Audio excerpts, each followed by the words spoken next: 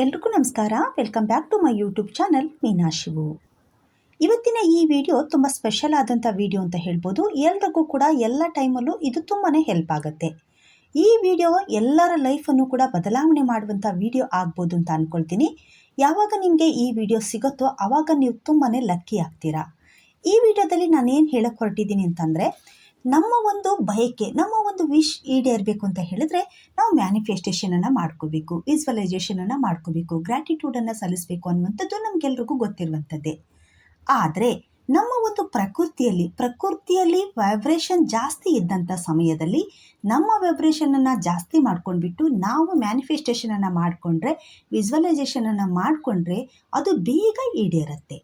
ಹಾಗಾದರೆ ಈ ಪ್ರಕೃತಿ ದತ್ತವಾಗಿ ವೈಬ್ರೇಷನ್ ಯಾವಾಗ ಜಾಸ್ತಿ ಆಗುತ್ತೆ ಅಂದರೆ, ಹುಣ್ಣಿಮೆ ಮತ್ತು ಅಮಾವಾಸ್ಯೆಯ ದಿನ ತುಂಬಾ ವೈಬ್ರೇಷನ್ ಜಾಸ್ತಿ ಆಗ್ತಿರುತ್ತೆ. ನಮಗೆಲ್ರಿಗೂ ಗೊತ್ತಿರುತ್ತೆ, ಪ್ರಕೃತಿಯಲ್ಲಿ ನಾನಾ ರೀತಿ ಬದಲಾವಣೆ ಆಗ್ತಾನೆ ಇರುತ್ತೆ. ಪ್ರತಿ 15 ದಿನಕ್ಕೊಮ್ಮೆ ಪ್ರಕೃತಿಯಲ್ಲಿ ತುಂಬ ಬದಲಾವಣೆ ಆಗ್ತಿರುತ್ತೆ. ಅದನ್ನು ನಾವು ಪ್ರತಿನಿತ್ಯನೂ ಕೂಡ ನೋಡ್ತಿರ್ತೀವಿ.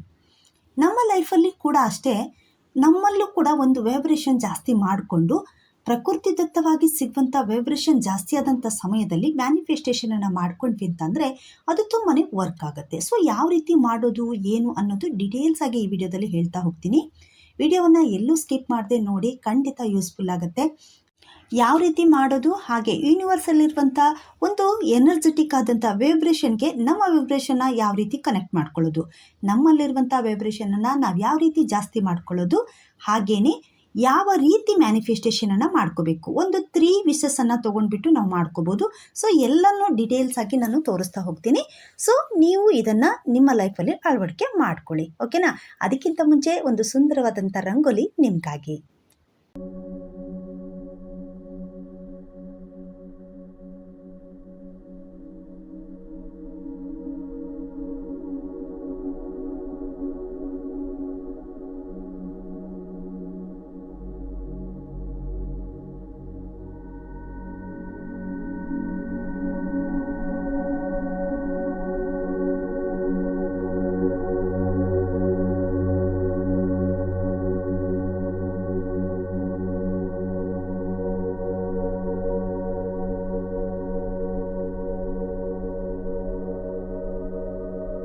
ಇದು ನಿನ್ನೆಯ ಒಂದು ಲಾಗ್ ಆಗಿದೆ. 21 ದಿನದ ಗಣೇಶನ ಒಂದು ಪೂಜೆಯನ್ನು ಹಿಡಿದಿರುವಂಥದ್ದು. ಅದರಲ್ಲಿ ಇದು 3ನೇ ದಿನ ಆಗಿದೆ. ಇವತ್ತು ನಾವು ಮ್ಯಾನಿಫೆಸ್ಟೇಷನ್ ಬಗ್ಗೆ ನಾವು ನೋಡ್ತಾ ಹೋಗೋದಾದರೆ, ಹುಣ್ಣಿಮೆ ದಿನ ಮ್ಯಾನಿಫೆಸ್ಟೇಷನನ್ನು ಮಾಡ್ಕೊಳ್ಳೋದ್ರಿಂದ ತುಂಬಾ ಅದ್ಭುತವಾದಂಥ ರಿಸಲ್ಟನ್ನು ಕೊಡುತ್ತೆ ಅಂತ. ಯಾಕೆಂದರೆ ಯೂನಿವರ್ಸಲ್ಲಿ ಹುಣ್ಣಿಮೆ ದಿನ ವೈಬ್ರೇಷನ್ ಜಾಸ್ತಿ ಇರುತ್ತೆ.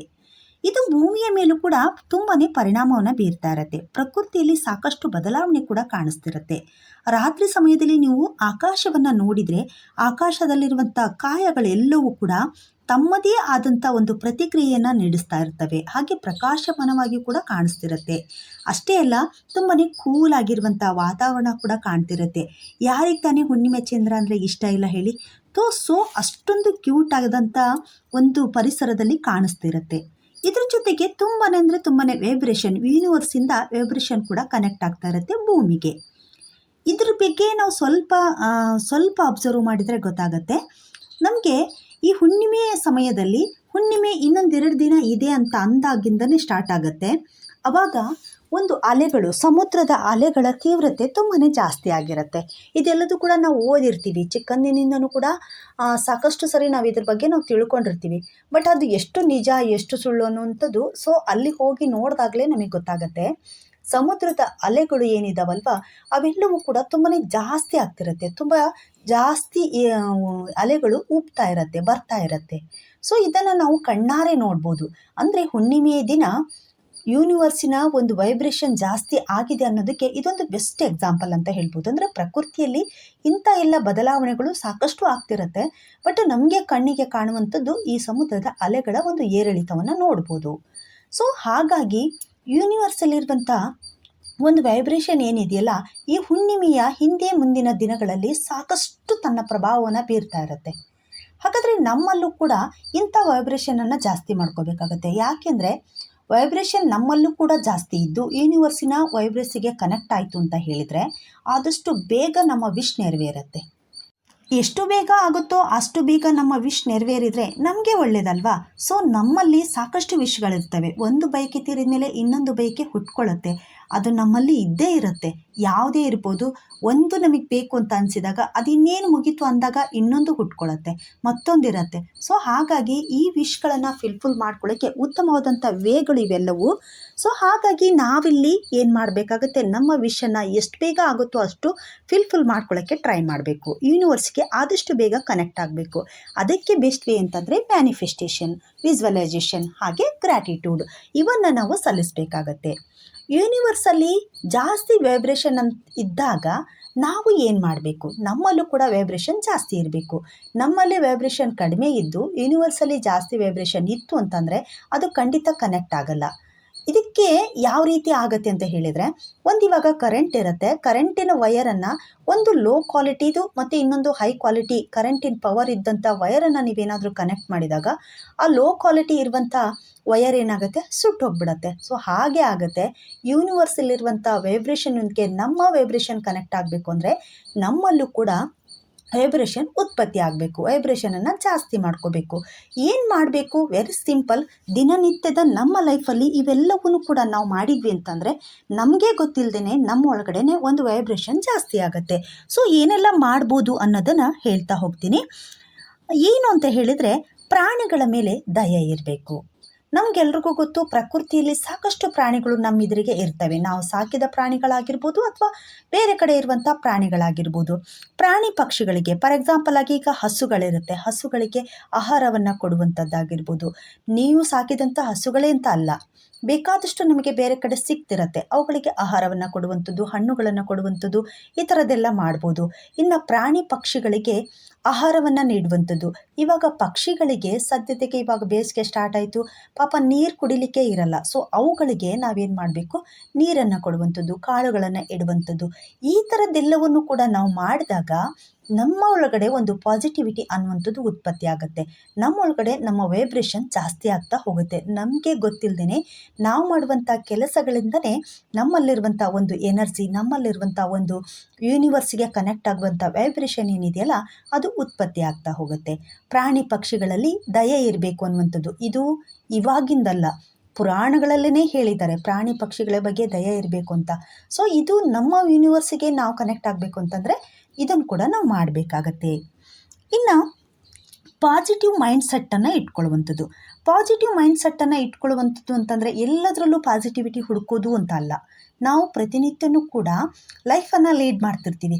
ಸಣ್ಣ ಸಣ್ಣದಕ್ಕೆಲ್ಲ ಕೋಪ ಮಾಡ್ಕೊಳ್ಳುವಂಥದ್ದು, ಒಬ್ಬರ ಮೇಲೆ ಸಿಟ್ಟು ಮಾಡ್ಕೊಳ್ಳುವಂಥದ್ದು, ಒಬ್ಬರನ್ನು ತೆಗಳುವಂಥದ್ದು.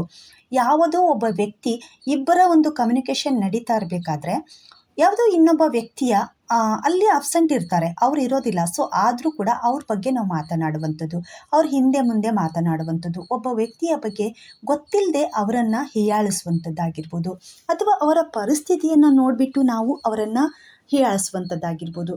ಈ ಥರದ್ದು ತುಂಬಾ ನೆಗೆಟಿವಿಟಿ ಸ್ಪ್ರೆಡ್ ಆಗ್ತಾ ಇರುತ್ತೆ. ನಮ್ಮೊಳಗಡೆ ನಾವೇ ಅದನ್ನು ವಿಷಕಾರಿಯಾಗಿ ತುಂಬಿಕೊಳ್ತೀವಿ. ನಮ್ಮ ಮೈಂಡಲ್ಲಿ ಅದೆಲ್ಲದನ್ನು ಕೂಡ ಸೇರಿಸ್ಕೊಳ್ತೀವಿ. ಸೊ ಇದರಿಂದ ನಾವು ದೂರ ಆಗಬೇಕು ಅಂತ ಹೇಳಿದರೆ ಪಾಸಿಟಿವ್ ಆದಂಥ ಮೈಂಡ್ ಸೆಟ್ಟನ್ನು ನಾವು ಇಟ್ಕೋಬೇಕು. ಯಾರ ಬಗ್ಗೆನೂ ಕೆಟ್ಟದಾಗಿ ಮಾತಾಡಬಾರ್ದು, ಯಾರ ವಿಷಯನೂ ಬೇಡ. ಇಲ್ಲಿ ಪ್ರೆಸೆಂಟಾಗಿ ಯಾವುದೋ 2 ಜನ ವ್ಯಕ್ತಿ ಇದ್ದೀರಾ ಅಂತಂದರೆ ಅವ್ರ ಬಗ್ಗೆ, ನಿಮ್ಮ ಬಗ್ಗೆ ಮಾತ್ರ ನೀವು ಮಾತನಾಡಬೇಕು. ಬೇರೆ ವ್ಯಕ್ತಿ ಬಗ್ಗೆ ಮಾತಾಡೋದಾಗಿರ್ಬೋದು. ಸಿಚುವೇಶನ್ಗೆ ತಕ್ಕ ಹಾಗೆ ಅಲ್ಲಿ ನಾವು ಪಾಸಿಟಿವಿಟಿನ ಸ್ಪ್ರೆಡ್ ಮಾಡಬೇಕೇ ವಿನಃ ನೆಗೆಟಿವ್ ಆದಂಥ ಎನ್ವಿರಾನ್ಮೆಂಟನ್ನು ಕ್ರಿಯೇಟ್ ಮಾಡ್ಕೊಳ್ಬಾರ್ದು. ಸೊ ಅದರತ್ತ ನಾವು ವಾಲ್ಬಾರ್ದು. ಸೊ ಇದರಿಂದ ನಾವು ಸ್ವಲ್ಪ ದೂರ ಇರಬೇಕು. ಇದರಿಂದನೂ ಕೂಡ ನಮ್ಮೊಳಗಡೆ ಒಂದು ಪಾಸಿಟಿವಿಟಿ ಅನ್ನುವಂಥದ್ದು ಉತ್ಪತ್ತಿ ಆಗುತ್ತೆ. ಇನ್ನು ಸೆಲ್ಫ್ ಲವ್, ನಮ್ಮ ಬಗ್ಗೆ ನಮಗೆ ತುಂಬಾ ಕಾನ್ಫಿಡೆನ್ಸ್ ಇರಬೇಕು, ನಮ್ಮ ಬಗ್ಗೆ ನಮಗೆ ತುಂಬಾ ಪ್ರೀತಿ ಇರಬೇಕು. ನಾವು ಹೇಗೆ ಇರಲಿ, ಒಬ್ಬೊಬ್ಬರು ತೆಳ್ಳಗಿರ್ತಾರೆ, ಒಬ್ಬೊಬ್ಬರು ದಪ್ಪಗಿರ್ತಾರೆ, ಒಬ್ಬೊಬ್ಬರು ಕಪ್ಪಿರ್ತಾರೆ, ಒಬ್ಬೊಬ್ಬರು ಬಿಳಿ ಇರ್ತಾರೆ. ಸೊ ಅವ್ರ ಬಗ್ಗೆ ಬೇರೆಯವ್ರು ಏನು ಹೇಳ್ತಾರೆ ಅಂತ ಹೇಳಿಬಿಟ್ಟು ನಾವು ಬೇರೆಯವ್ರ ಬಗ್ಗೆ ಮಾತನಾಡೋದಲ್ಲ. ಅದೇನೇ ಇರಲಿ, ನಾನೇನು ಅನ್ನುವಂಥದ್ದು ನನಗೆ ಗೊತ್ತಿರಬೇಕು. ಸೊ ನನಗನ್ನು ನಾನು ಜಾಸ್ತಿ ಪ್ರೀತಿಸಬೇಕು. ನನ್ನನ್ನು ಅವ್ರು ಪ್ರೀತಿಸ್ತಿಲ್ಲ, ಅವ್ರು ಮಾತಾಡಿಸ್ತಿಲ್ಲ, ಅವ್ರು ನನ್ನನ್ನು ಇಷ್ಟಪಡ್ತಾ ಇಲ್ಲ, ಅವ್ರು ಹಾಗಂದರು ಇವ್ರು ಹೀಗಂದರು ಅಂತ ಥಿಂಕ್ ಮಾಡೋದು ಬದಲಾಗಿ ನೀವೇನು ಅನ್ನುವಂಥದ್ದು ನಿಮಗೆ ಗೊತ್ತಿರಬೇಕು. ನಿಮ್ಮನ್ನು ನೀವು ಜಾಸ್ತಿ ಪ್ರೀತಿಸಬೇಕು. ನಿಮ್ಮ ಬಗ್ಗೆ ನಿಮಗೆ ವಿಶ್ವಾಸ ಇರಬೇಕು. ನೀವೇನೇ ಕೆಲಸ ಮಾಡಲಿ, ನೀವೇನೇ ಒಂದು ಇದನ್ನು ಮಾಡಿದರೂ ಕೂಡ ಅದ್ರ ಬಗ್ಗೆ ನಿಮಗೆ ವಿಶ್ವಾಸ, ನಂಬಿಕೆ ಅನ್ನುವಂಥದ್ದು ನಿಮ್ಮ ಮೇಲೆ ಜಾಸ್ತಿ ಇರಬೇಕಾಗತ್ತೆ. ಹೀಗೆ ಹೇಳ್ತಾ ಹೋದರೆ ಲೀಸ್ಟೇ ಸಿಗತ್ತೆ. ನಮಗಿಂತ ಕೆಳಮಟ್ಟದಲ್ಲಿರುವಂಥವ್ರು ಅಂದರೆ ನಮಗಿಂತ ನಿರ್ಗತಿಕರು, ಪಾಪ ಬಡವರು ಈ ಥರದ್ದು ಇರ್ತಾರಲ್ವ. ಸೊ ಅವ್ರ ಮೇಲೆ ನಾವು ಕನಿಕರ ತೋರಿಸುವಂಥದ್ದು, ಸಾಧ್ಯ ಆದರೆ ನಮ್ಮಿಂದ ಎಷ್ಟಾಗುತ್ತೋ ಅಷ್ಟು ಹೆಲ್ಪ್ ಮಾಡುವಂಥದ್ದು. ಹಾಗೆ ಯಾವುದಾದ್ರೂ ಪೂಜಾ ಕಾರ್ಯಕ್ರಮಗಳಲ್ಲಿ ಆಗಾಗ ಭಾಗವಹಿಸ್ತಾ ಇರುವಂಥದ್ದು. ಪೂಜೆಗಳಲ್ಲಿ ಭಾಗವಹಿಸೋದ್ರಿಂದ ನಿಮ್ಮ ಮೈಂಡ್ ಏನಾಗುತ್ತೆ, ತುಂಬ ಪಾಸಿಟಿವ್ ಆಗಿ ಕನ್ವರ್ಟ್ ಆಗ್ತಾ ಹೋಗುತ್ತೆ. ಇಲ್ಲಿ ದೇವಸ್ಥಾನಗಳಲ್ಲಿ ವಿಸಿಟನ್ನು ಮಾಡ್ತಾ ಇದ್ರಿ ಅಂತಂದರೆ ಅವಾಗವಾಗ ಯಾವುದಾದ್ರೂ ಒಂದು ದೇವಸ್ಥಾನಕ್ಕೆ ವಿಸಿಟ್ ಮಾಡುವಂಥದ್ದು. ನಿಮ್ಮ ಫೇವ್ರೇಟ್ ದೇವ್ರು ಯಾವುದಿರುತ್ತೋ ಆ ದೇವಸ್ಥಾನಕ್ಕೆ ನೀವು ಹೋಗುವಂಥ ರೂಢಿಯನ್ನು ಇಟ್ಕೊಳ್ಳಿ. ಇದನ್ನು ನಿಮ್ಮ ಲೈಫಲ್ಲಿ ಒಂದು ಹವ್ಯಾಸವಾಗಿ ಕನ್ವರ್ಟ್ ಮಾಡ್ಕೊಳ್ಳಿ. ತುಂಬ ಅಂದರೆ ತುಂಬಾ ಚೇಂಜಸ್ಮೆಂಟ್ ಆಗುತ್ತೆ. ಯಾರಿಗೆಲ್ಲ ಇದು ಒಂದು ಹವ್ಯಾಸ ಇರುತ್ತೋ ಅವ್ರಿಗೆ ಗೊತ್ತಿರುತ್ತೆ ಅಲ್ಲಿಗೆ ಹೋಗಿ ಬಂದಾಗ ಎಷ್ಟು ಸಮಾಧಾನ ಆಗ್ತಿರುತ್ತೆ, ಯಾವ ರೀತಿ ಆಗುತ್ತೆ ಅನ್ನುವಂಥದ್ದು ಅವ್ರಿಗೆಲ್ರಿಗೂ ಕೂಡ ಗೊತ್ತೇ ಇರುತ್ತೆ. ಸೊ ಇವಾಗ ನಾವು ಹೇಗೆ ಯೂನಿವರ್ಸಿಗೆ ಸಂಬಂಧಪಟ್ಟಾಗೆ ನಮ್ಮಲ್ಲಿ ನಾವು ಇಂಥ ಒಂದು ವೈಬ್ರೇಷನನ್ನು ಹುಟ್ಟಾಕೊಳ್ಳೋಂಥ ವೇ ಅಂತೂ ಕಂಡುಕೊಂಡ್ವಿ. ಇವಾಗ ನಾವು ಹೇಗೆ ಯೂನಿವರ್ಸಿಗೆ ಬೇಗ ಕನೆಕ್ಟ್ ಆಗಬೇಕು, ಯಾವ ರೀತಿ ವಿಶ್ ಮಾಡ್ಕೋಬೇಕು, ಯಾವ ರೀತಿ ವಿಶನ್ನು ಫುಲ್ಫಿಲ್ ಮಾಡ್ಕೊಳ್ಳೋಕ್ಕೆ ಏನು ಮಾಡಬೇಕು ಅನ್ನೋದನ್ನು ಇವಾಗ ಡೀಟೇಲ್ಸ್ ಆಗಿ ನೋಡ್ತಾ ಹೋಗೋಣ. ಇದನ್ನು ಹುಣ್ಣಿಮೆ ದಿನವೇ ಸ್ಟಾರ್ಟ್ ಮಾಡಬೇಕು ಅಂತ ಏನಿಲ್ಲ. ಹುಣ್ಣಿಮೆಯಲ್ಲಿ ಎನರ್ಜಿ ಜಾಸ್ತಿ ಇರುತ್ತೆ ಅಂತ ಹೇಳಿರುವಂಥದ್ದು. ಹುಣ್ಣಿಮೆಗಿಂತ ಬಿಫೋರೇ ನಿಮಗೆ ಚಂದ್ರ ಕಾಣಿಸ್ಲಿಕ್ಕೆ ಸ್ಟಾರ್ಟ್ ಆಗುತ್ತೆ. ಅಂದರೆ ಇನ್ನೊಂದು 4 ದಿನ ಇದೆ ಹುಣ್ಣಿಮೆ ಅಂದಾಗ್ಲಿಂದನೇ ನಿಮಗೆ ಚಂದ್ರ ಕಾಣಿಸ್ಲಿಕ್ಕೆ ಸ್ಟಾರ್ಟ್ ಆಗುತ್ತೆ. ತದನಂತರ ಹುಣ್ಣಿಮೆ ಆದ ನಂತರನೂ ಕೂಡ ಸಾಕಷ್ಟು ದಿನ, ಒಂದು 8 ದಿನದವರೆಗಿನಾದರೂ ಏನಾಗ್ತಿರುತ್ತೆ, ಚಂದ್ರ ನಮಗೆ ಬೇಗನೆ ಕಾಣಿಸ್ತಿರುತ್ತೆ. ಸೊ ಇದನ್ನು ಮಾಡುವಂಥ ಸಮಯ ಅಂತಂದರೆ ರಾತ್ರಿ ಸಮಯದಲ್ಲಿ ಮಾಡಬೇಕು. ರಾತ್ರಿ ಸಮಯದಲ್ಲಿ ಅದು ನಮಗೆ ಚಂದ್ರ ಕಾಣಿಸ್ತಿರ್ಬೇಕು, ಅಂಥ ಸಮಯದಲ್ಲಿ ಮಾಡಬೇಕು. ಹುಣ್ಣಿಮೆಯ ಹಿಂದೆ ಮತ್ತು ಮುಂದೆ, ಹುಣ್ಣಿಮೆಗಿಂತ ಬಿಫೋರ್ ಮತ್ತು ಹುಣ್ಣಿಮೆ ಆದ ನಂತರವೂ ಕೂಡ ಕಂಟಿನ್ಯೂ ಆಗಿ ನೀವು ಮಾಡ್ಬೋದು. ಇದನ್ನು ಇಷ್ಟೇ ದಿನ ಮಾಡಬೇಕು ಅಂತ ಏನಿಲ್ಲ, ಎಷ್ಟು ದಿನ ಬೇಕಾದರೂ ನೀವು ಮಾಡ್ಕೋಬೋದು. ನೀವು ಹುಣ್ಣಿಮೆಯ ಬಿಫೋರ್ ಒಂದು 2-3 ದಿನದಿಂದನೇ ಸ್ಟಾರ್ಟ್ ಮಾಡ್ಕೊಳ್ಳಿ. ಹುಣ್ಣಿಮೆ ದಿನವೂ ಮಾಡಿ, ಆಮೇಲೆ ಹುಣ್ಣಿಮೆ ನಂತರನೂ ಕೂಡ ಚಂದ್ರ ಎಲ್ಲಿವರೆಗೂ ಕಾಣಿಸ್ತಾನೋ ಅಲ್ಲಿವರೆಗೂ ಒಂದು 5 ಡೇಸ್ 9 ಡೇಸ್ ಅಂತ ಒಂದು ಟಾರ್ಗೆಟ್ ಹಾಕ್ಕೊಂಡ್ಬಿಟ್ಟು ಮಾಡಲಿಕ್ಕೆ ಸ್ಟಾರ್ಟ್ ಮಾಡಿ. ಯಾವ ರೀತಿ ಮಾಡೋದು ಅಂತ ಹೇಳ್ತೀನಿ. ಒಂದು ಗಾಜಿನ ಗ್ಲಾಸನ್ನು ತಗೊಳ್ಳಿ. ಗಾಜಿನ ಗ್ಲಾಸು, ಅದರಲ್ಲಿ ನೀರನ್ನು ಹಾಕಿದರೆ ಆ ಗಾಜಿನ ಗ್ಲಾಸಲ್ಲಿ ನೀರು ಕಾಣಿಸ್ತಿರ್ಬೇಕು. ನೀರಿಗೆ ತುಂಬ ಅದ್ಭುತವಾದಂಥ ಶಕ್ತಿ ಇದೆ, ನಮಗೆಲ್ರಿಗೂ ಗೊತ್ತು. ನೀರು ನಮ್ಮ ಕೈಯಲ್ಲಿ ಜಸ್ಟ್ ಇದ್ದಾಗ ಸುಮ್ಮನೆ ಅದು ನೀರಾಗಿರುತ್ತೆ. ಅದೇ ದೇವಸ್ಥಾನಗಳ ಒಳಗಡೆ ಹೋಯಿತು ಅಂತಂದರೆ ಅದು ತೀರ್ಥವಾಗಿ ಕನ್ವರ್ಟ್ ಆಗುತ್ತೆ. ಅದೇ ನೀರು ಯಾವ್ಯಾವ ಕ್ಷೇತ್ರದಲ್ಲಿರುತ್ತೋ ಆಯಾ ಕ್ಷೇತ್ರದಲ್ಲಿ ತನ್ನದೇ ಆದಂಥ ಒಂದು ವಿಶಿಷ್ಟತೆಯನ್ನು ಪಡ್ಕೊಳ್ಳುತ್ತೆ. ಇದೆಲ್ರಿಗೂ ನಮಗೆ ಗೊತ್ತಿರುವಂಥದ್ದೇ. ಸೊ ಇಲ್ಲಿವಾಗ ನಾವೊಂದು ಗಾಜಿನ ಗ್ಲಾಸಲ್ಲಿ ನೀರನ್ನು ತಗೊಳ್ಬೇಕು. ಆ ನೀರು ಕಾಣಿಸ್ತಿರ್ಬೇಕು ಅಂತ ಒಂದು ಗಾಜಿನ ಗ್ಲಾಸಲ್ಲಿ ನೀರನ್ನು ಹಾಕ್ಕೊಳ್ಳಿ. ನೆಕ್ಸ್ಟು ಇದನ್ನು ನೀವು ಮಾಡುವಂಥದ್ದು ರಾತ್ರಿ ಸಮಯದಲ್ಲಿ ಹೊರಗಡೆ ಮಾಡಬೇಕು. ಅಂದರೆ ಚಂದ್ರನ ಕಿರಣಗಳು, ಚಂದ್ರನ ಬೆಳಕು ನಿಮ್ಮ ಮೇಲೆ ಬೀಳ್ತಾ ಇರಬೇಕು. ನೀವು ನೆಲದ ಮೇಲೆ ಬೇಕಾದರೂ ಕೂತ್ಕೊಳ್ಬೋದು, ಅಥವಾ ನೀವೇನಾದರೂ ಚೇರು ಮೇಜು ಇದನ್ನು ಇಟ್ಕೊಂಡ್ಬಿಟ್ಟು ಅದ್ರ ಮೇಲೆ ಕೂತ್ಕೊಳ್ತೀನಿ ಅಂದರೂ ಕೂತ್ಕೊಳ್ಬೋದು. ಇದೇ ಥರನೇ ಕೂತ್ಕೊಳ್ಬೇಕು ಅಂತ ಏನಿಲ್ಲ. ಸುಖಾಸನದಲ್ಲಿ ಬೇಕಾದರೂ ಕೂತ್ಕೋಬೋದು, ಪದ್ಮಾಸನದಲ್ಲಿ ಬೇಕಾದರೂ ಕೂತ್ಕೋಬೋದು. ನಿಮಗೆ ಯಾವ ಥರ ಕಂಫರ್ಟಬಲ್ ಆಗುತ್ತೋ ಆ ಥರ ನೀವು ಕೂತ್ಕೊಳ್ಳಿ. ನೆಕ್ಸ್ಟು 2 ಪೇಪರನ್ನು ತಗೊಳ್ಳಿ. ಒಂದು ಪೇಪರಲ್ಲಿ ಗ್ರ್ಯಾಟಿಟ್ಯೂಡನ್ನು ಬರೀರಿ. ಗ್ರ್ಯಾಟಿಟ್ಯೂಡನ್ನು ನಾವು ಎಷ್ಟು ಸಲ್ಲಿಸ್ತಾ ಹೋಗ್ತೀವೋ ಅಷ್ಟು ನಮಗೆ ಔಟ್ಪುಟ್ ಆದಂಥ ರಿಸಲ್ಟ್ ಬರುತ್ತೆ. ಏನಕ್ಕೆ ಆಗಲಿ ನಾವು ಒಂದು ಧನ್ಯವಾದಗಳನ್ನು, ಇದನ್ನು ನಿಮ್ಮ ಲೈಫಲ್ಲಿ ರೂಢಿ ಮಾಡ್ಕೊಳ್ಳಿ. ಯಾರಿಗೆ ನೀವು ಎಷ್ಟು ಧನ್ಯವಾದಗಳನ್ನು ಹೇಳ್ತೀರಾ, ಎಷ್ಟು ಥ್ಯಾಂಕ್ಸನ್ನು ಹೇಳ್ತಾ ಹೋಗ್ತೀರಾ, ಅಷ್ಟು ಔಟ್ಪುಟ್ ಆದಂಥ ನಿಮಗೆ ರಿಸಲ್ಟ್ ಜಾಸ್ತಿ ಸಿಗ್ತಾ ಹೋಗುತ್ತೆ. ಹಾಗಾಗಿ ಗ್ರ್ಯಾಟಿಟ್ಯೂಡನ್ನು ಸಲ್ಲಿಸುವಂಥದ್ದು ತುಂಬ ಅಂದರೆ ತುಂಬಾ ಸ್ಪೆಷಲ್ಲು. ಸೊ ಇಲ್ಲಿ ನಿಮಗೆ ಎಷ್ಟು ಬೇಕೋ ಅಷ್ಟು ಗ್ರ್ಯಾಟಿಟ್ಯೂಡನ್ನು ಬರ್ಕೊಳ್ಳಿ. ನಿಮ್ಗೆ ಯಾರ್ಯಾರಿಗೆಲ್ಲ ಥ್ಯಾಂಕ್ಸ್ ಹೇಳಬೇಕು ಅನಿಸುತ್ತೋ ಅವ್ರಿಗೆಲ್ರಿಗೂ ಕೂಡ ಬರೀರಿ. ಇಷ್ಟೇ ಬರೀಬೇಕು ಅಂತ ಇಲ್ಲ, 10, 20, 30, 50, 100 ಎಷ್ಟು ಬೇಕಾದರೂ ಬರ್ಕೋಬೋದು. ಆ ಪೇಪರ್ ತುಂಬವರೆಗೂ ಬರೆದ್ರೂ ತೊಂದರೆ ಇಲ್ಲ. ನೀವು ಗ್ರ್ಯಾಟಿಟ್ಯೂಡನ್ನು ಬರೀರಿ. ನಂತರ ಇನ್ನೊಂದು ಪೇಪರಲ್ಲಿ ನಿಮ್ಮ ವಿಶ್ಗಳನ್ನು ಬರೀರಿ. ಅದು 3 ವಿಶನ್ನು ಮಾತ್ರ ತಗೊಳ್ಬೇಕು. ತುಂಬ ಅತ್ಯಂತ ನೆಸೆಸಿಟಿ ಇರುವಂಥ 3 ವಿಶನ್ನು ಮಾತ್ರ ತಗೊಳ್ಳಿ. ಅದು ನಿಮಗೆ ಇವಾಗ ಸದ್ಯಕ್ಕೆ ಬೇಕು ಅಂತ ಅನಿಸಿರ್ಬೇಕು. ಅಂಥ ವಿಷಯಗಳನ್ನು 3 ತಗೊಳ್ಳಿ. ಅದು ಯಾವುದೇ ಆಗಿರ್ಬೋದು, ನಿಮ್ಮ ಬಾಡಿಗೆ ಸಂಬಂಧಪಟ್ಟಿದ್ದಾಗಿರ್ಬೋದು, ಅಥವಾ ನಿಮ್ಮ ಲೈಫಿಗೆ ಸಂಬಂಧಪಟ್ಟದ್ದಾಗಿರ್ಬೋದು, ಏನಾದರೂ ಆಗಿರ್ಬೋದು. ಜಾಬು, ಮದುವೆ, ಮನೆ ಕಟ್ಟಿಸ್ಲಿಕ್ಕೆ, ಅಥವಾ ಮಕ್ಕಳಾಗಲಿಕ್ಕೆ, ಅಥವಾ ಸಂಪತ್ತು ಬರಲಿ ಅಂತ ಅನ್ನೋದಕ್ಕೋಸ್ಕರ, ಅಥವಾ ಯಾವುದಾದ್ರೂ ಕೋರ್ಟು ಕಚೇರಿ ವಿಷಯ ಇದ್ದರೆ ಅದು ನಿವಾರಣೆ ಆಗಬೇಕು ಅನ್ನೋಂಥದ್ದು ಏನಿರುತ್ತೋ ಅದು. ಬಟ್ ವಿಷನ್ನು ಬರೆಯುವಾಗ ಯಾವ ಥರ ಬರೀಬೇಕು, ಯಾವ ಥರ ಮಾಡ್ಕೊಳ್ಬೇಕು ಅನ್ನುವಂಥದ್ದು ವಿಜುವಲೈಸೇಷನನ್ನು ಮಾಡ್ಕೊಳ್ಳುವಾಗ ಯಾವ ರೀತಿ ಮಾಡಬೇಕು ಅನ್ನುವಂಥದ್ದು ಕಳೆದ ವಿಡಿಯೋದಲ್ಲಿ ನಾನು ಹೇಳಿದ್ದೆ. ಅದಕ್ಕೆ ಒಂದು ಸ್ವಿಚ್ ವರ್ಡ್ ಕೂಡ ನಾನು ಹೇಳಿದ್ದೆ ಯಾವ ಥರ ಮಾಡಬೇಕು ಅನ್ನುವಂಥದ್ದು. ಸೊ ಆ ರೀತಿಯೇ ಬರ್ಕೋಬೇಕಾಗತ್ತೆ. ಅಂದರೆ ಇವಾಗ ಜಾಬ್ ಬಗ್ಗೆ ಹೇಳಿದೆ ಅಂದರೆ ಜಾಬ್ ನನಗೆ ಸಿಕ್ಕಿದೆ ಅನ್ನುವಂಥದ್ದು, ಮದುವೆ ಆಗಿದೆ, ಮನೆ ಕಟ್ಟಿಸಿದ್ದೀನಿ, ಈ ಥರ ನೀವು ಬರ್ಕೋಬೇಕು. ಆ ಥರ ಅದನ್ನು ಬರೆಯೋದು ಕೂಡ ಅದೇ ಥರನೇ ಬರೀಬೇಕಾಗತ್ತೆ. 3 ವಿಷನ ಬರ್ಕೊಳ್ಳಿ. ಆ 3 ವಿಷನ ಬರೆದು 2 ಪೇಪರನ್ನು ಮಡಿಚ್ಬಿಟ್ಟು ಒಂದು ಗ್ಲಾಸಲ್ಲಿ ನೀರು ತೊಗೊಂಡಿರ್ತೀರಲ್ವ, ಸೊ ಅದ್ರ ಕೆಳಗಡೆ ಇಡಿ. ಅವೆರಡೂ ಪೇಪರನ್ನು ಇಟ್ಬಿಡಿ. ಇಟ್ಟಾದಮೇಲೆ ನೀವು ಯಾವ ರೀತಿ ಕೂತ್ಕೊಳ್ತೀರಾ ಆ ಥರ ಕೂತ್ಕೊಂಡ್ಬಿಟ್ಟು ನಿಮ್ಮ ಒಂದು ಮ್ಯಾನಿಫೆಸ್ಟೇಷನನ್ನು ಸ್ಟಾರ್ಟ್ ಮಾಡ್ಕೊಳ್ಳಿ. ಸೊ ದೀರ್ಘವಾದಂಥ ಉಸಿರನ್ನು ಎಳೀರಿ, ಉಸಿರನ್ನು ಬಿಡಿ. ಅಂದರೆ ಬ್ರೀತಿಂಗ್ ಇಲ್ಲಿ ಮಾಡ್ತಾ ಹೋಗಿ ಒಂದು 5 ನಿಮಿಷ ನೀವೇನು ಮಾಡಬೇಕಾಗತ್ತೆ, ಸಂಪೂರ್ಣವಾಗಿ ಪೂರ್ತಿ ನೀವು ಉಸಿರಾಟ ಕ್ರಿಯೆಯತ್ತ ಗಮನವನ್ನು ಕೊಡಬೇಕು. ಉಸಿರನ್ನು ದೀರ್ಘವಾಗಿ ತಗೊಳ್ಬೇಕು, ಉಸಿರನ್ನು ದೀರ್ಘವಾಗಿ ಬಿಡ್ತಾ ಇರಬೇಕು. ಈ ಥರ ಮಾಡ್ತಾ ಹೋಗಿ ಸಂಜೆ ಟೈಮು ಅಂದರೆ ರಾತ್ರಿ ಸಮಯ ಆಗಿರುತ್ತೆ.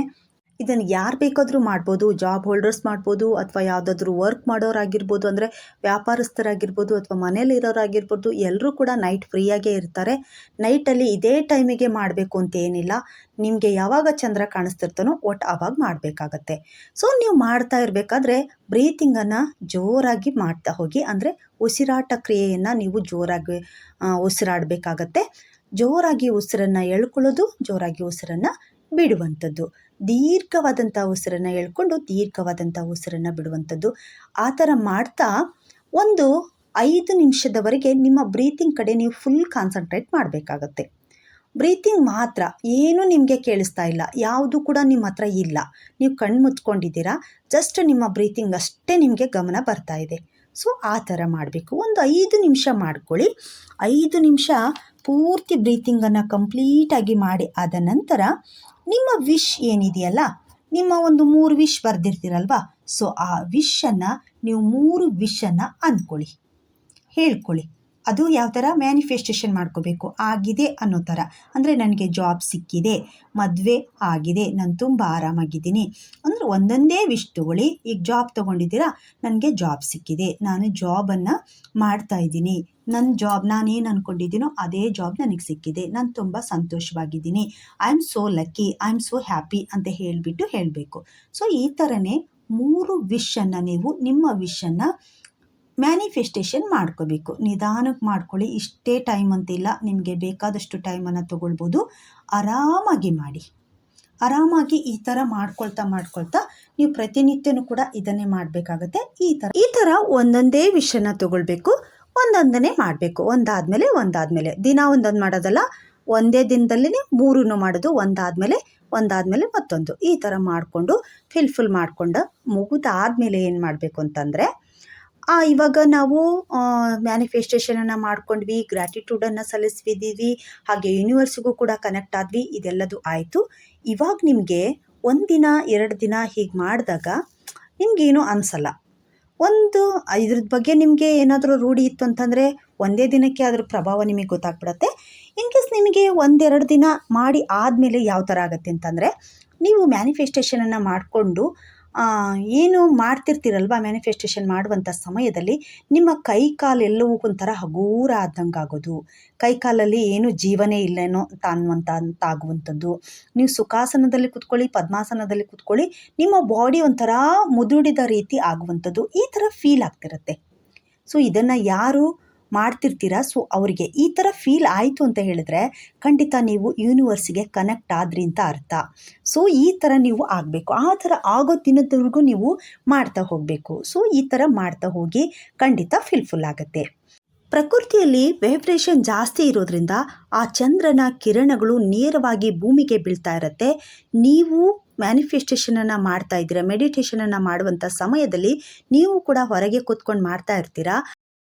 ಆಕಾಶ ಕಾಯದಲ್ಲಿರುವಂಥ ಎಲ್ಲ ಕಾಯಗಳ ಒಂದು ಪ್ರಕಾಶ ನಿಮ್ಮ ಮೇಲೆ ಬೀಳ್ತಾ ಇದೆ. ಹಾಗೆ ಚಂದ್ರನ ಒಂದು ಕಿರಣಗಳು ಕೂಡ ಸಂಪೂರ್ಣವಾಗಿ ನಿಮ್ಮ ಮೇಲೆ ಬೀಳ್ತಾ ಇರೋದ್ರಿಂದ ನಿಮ್ಮಲ್ಲಿರುವಂಥ ಎಲ್ಲ ನೋವುಗಳು ಕೂಡ ಮಾಯವಾಗಿದೆ. ನಿಮ್ಗೇನು ಬೇಕೋ ಅದೆಲ್ಲದೂ ಕೂಡ ಈಡೇರುತ್ತೆ. ನಿಮ್ಮ ಬಾಡಿಯಲ್ಲಿರುವಂಥ ಎಲ್ಲ ಪೇಯ್ನ್ ಕೂಡ ಹೋಗಿದೆ. ಮನಸ್ಸಲ್ಲಿರುವಂಥ ದುಃಖ ಕೂಡ ಮಾಯ ಆಗಿದೆ. ಸೊ ಇದೆಲ್ಲದೂ ಕೂಡ ಈ ಒಂದು ಯೂನಿವರ್ಸಿನ ಒಂದು ಕನೆಕ್ಟ್ ಆದಾಗ ಆಗುವಂಥ ಪ್ರಭಾವ. ಇದೆಲ್ಲ ಮಾಡಿ ಆದಮೇಲೆ ನೀವು ಕಣ್ಬಿಟ್ಟು ನಿಧಾನಕ್ಕೆ ಕಣ್ಣನ್ನು ಬಿಟ್ಬಿಟ್ಟು ಆಮೇಲೆ ನೀವು ಏನು ಮಾಡಬೇಕು ಅಂತ ಹೇಳಿದರೆ, ಆ ನೀರಿನ ಗಾಜಿನ ಕೆಳಗಡೆ ಇಟ್ಟಿರುವಂಥ ಪೇಪರ್ ಇದೆಯಲ್ಲ, ಸೊ ಆ ಪೇಪರನ್ನು ತಗೊಳ್ಬೇಕಾಗತ್ತೆ. ಇವಾಗ ನೀವು ಏನು ಮಾಡಬೇಕು ಅಂತ ಹೇಳಿದ್ರೆ ಆ ಎರಡೂ ಪೇಪರನ್ನು ಸುಟ್ಬಿಡಬೇಕು.